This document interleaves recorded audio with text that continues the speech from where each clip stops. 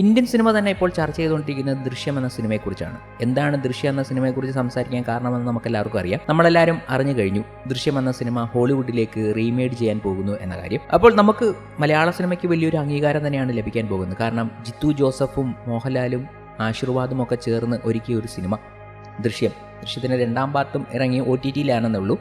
അതൊരു theatre release ആവണമെന്നൊക്കെ വലിയ പ്രേക്ഷക അഭിപ്രായങ്ങൾ ഇപ്പോഴുമുണ്ട്. കാരണം മോഹൻലാലിൻ്റെ ഒരു ബോക്സ് ഓഫീസ് തിരിച്ചുവരവ് ദൃശ്യം 2 എന്ന സിനിമയിലൂടെ സംഭവിച്ചേനെ എന്ന് എല്ലാവരും ഇപ്പോഴും കരുതുന്നുണ്ട്. എന്നാലും അന്നത്തെ ഒരു സാഹചര്യത്തിൽ അത് OTT-ലായിപ്പോയി. അതിന് കുറ്റം പറഞ്ഞിട്ട് കാര്യമില്ല. പക്ഷേ ദൃശ്യം എന്ന സിനിമ നമ്മുടെ മലയാളത്തിലൊരു ബെഞ്ച് മാർക്കായിരുന്നു. അങ്ങനെ ഒരു സിനിമ നേരത്തെ സംഭവിച്ചിട്ടില്ല. അതൊരു വലിയ രീതിയിൽ ശ്രദ്ധിക്കപ്പെട്ടു. ആദ്യത്തെ 50 കോടി ക്ലബ്ബ് ചിത്രമൊക്കെ ആയി മാറി. എന്നാലും ദൃശ്യത്തിൻ്റെ തരംഗം അവിടെങ്ങും അവസാനിച്ചില്ല. നിരവധി റീമേക്കുകളും റീമെയ്ഡുകളും ഒക്കെയാണ് സംഭവിച്ചത്. നിരവധി ഭാഷകളിലേക്ക് റീമെയ്ഡ് ചെയ്യപ്പെട്ടു. അറിയാം എത്രയൊക്കെ ഭാഷകളാണ് പോയതെന്ന് നമുക്കെല്ലാവർക്കും അറിയാം. ചൈനീസും ഒക്കെ പോയി. ഇന്ത്യയിലെ മിക്ക ഭാഷകളിലേക്കും അത് റീമേക്ക് ചെയ്യപ്പെട്ടു.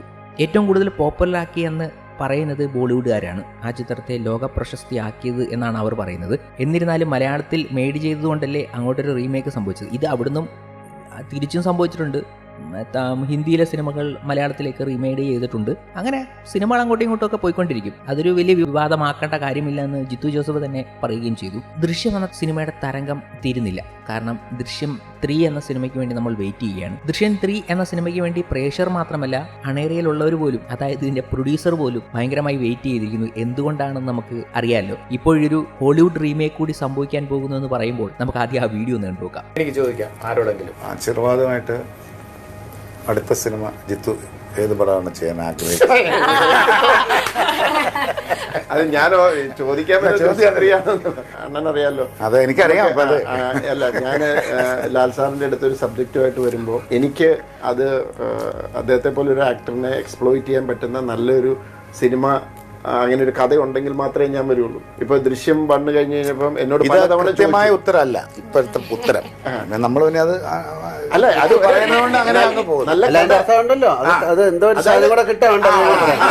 അതാണ്. അപ്പൊ ആ നല്ലൊരു സാധനം പറഞ്ഞു, അതിനുവേണ്ടിയാ വെയിറ്റ് ചെയ്യുന്നത്. അല്ലാതെ നമുക്കൊരു സിനിമ ഉണ്ടാക്കിയേക്കാം എന്ന് പറഞ്ഞുണ്ടാക്കുന്നില്ല. നല്ലൊരു സാധനം ഉണ്ട്, അതിൽ കുറച്ച് സാധനം കൂടി വരാൻ അല്ലേ നമ്മൾ പണ്ട് ചോദിക്കലേ സാധനം കയ്യിലുണ്ടോ. ഇത് മറ്റേ നേരെ എന്ന ചിത്രത്തിന്റെ പ്രൊമോഷന്റെ പരിപാടിക്കായി ആശീർവാദമായിട്ട് ഇറക്കിയ ഒരു ഇന്റർവ്യൂവിന്റെ ഭാഗമാണ്. ആന്റണി പെരുമ്പാവൂർ എന്ന നിർമ്മാതാവ് എത്രമാത്രം നിർബന്ധിപ്പിക്കുന്നു എന്ന് മനസ്സിലായല്ലോ ഈ ദൃശ്യം എന്ന സിനിമ. ദൃശ്യത്തിന് 3ാം പാർട്ട് ഇറങ്ങാൻ വേണ്ടിയിട്ട് അദ്ദേഹത്തിന് തന്നെ അറിയാം ദൃശ്യം 3 എവിടേക്ക് എത്തും എന്നുള്ളത്. കാരണം ദൃശ്യം 2 എന്ന സിനിമ ബോളിവുഡിലേക്ക് റീമേക്ക് ചെയ്തപ്പോൾ അതിൻ്റെ പ്രൊഡക്ഷനിൽ ഒരു ഭാഗമായിരുന്നു ആശീർവാദ് സിനിമാസ്. അതിൻ്റെ ടൈറ്റിൽ കാർഡിൽ നമ്മൾ നോക്കിയാൽ മനസ്സിലാകും.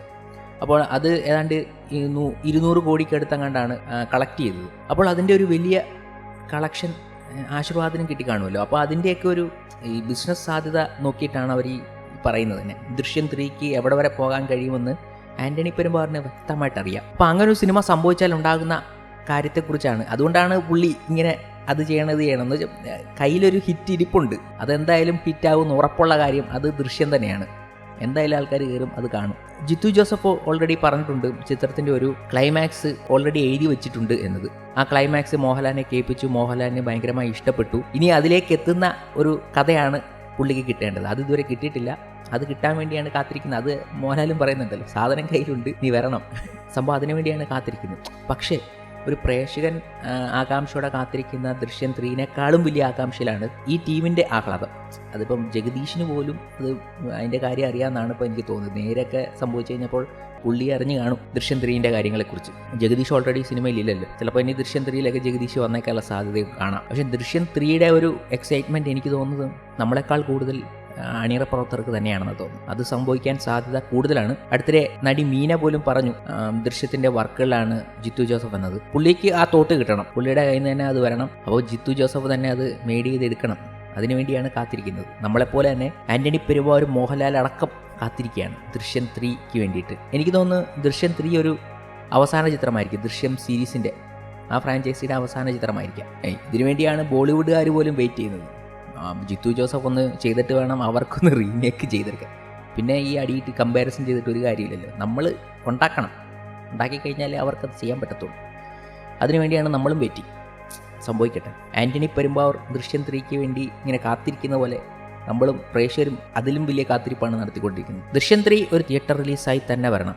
എന്നാലേ പല മേഖലകളിലും ഗംഭീര ഒരു റെസ്പോൺസ് ഉണ്ടാക്കാൻ നമുക്ക് സാധിക്കത്തുള്ളൂ. ഇപ്പോൾ മഞ്ഞുമൽ ബോയ്സൊക്കെ ഗംഭീര രീതിയിൽ വർക്കൗട്ട് ആകുമ്പോൾ അതിനേക്കാളും വലിയ രീതിയിൽ വർക്കൗട്ടാകാൻ ദൃശ്യം 3ക്ക് സാധിക്കുമെന്നതിൽ യാതൊരു സംശയവുമില്ല. അപ്പോൾ അങ്ങനെ തന്നെ റിലീസാവണം, വെൽ പ്ലാൻഡ് ആയിരിക്കണം. അങ്ങനെ കുറേ കാര്യങ്ങളുണ്ട്, അതൊക്കെ നടക്കട്ടെ.